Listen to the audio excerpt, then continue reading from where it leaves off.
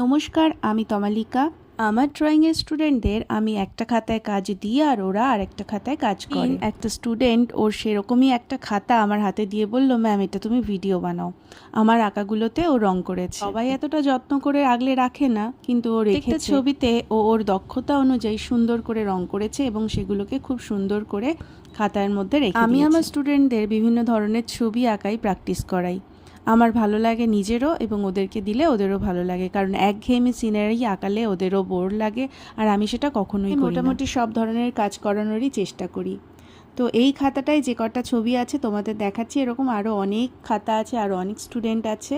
তো যাই হোক, ভিডিওটা যদি তোমাদের ভালো লাগে তাহলে অবশ্যই লাইক কমেন্ট শেয়ার করে দিও, আর এই ধরনের আরও ভিডিও দেখতে চাইলে অবশ্যই আমাকে জানিও।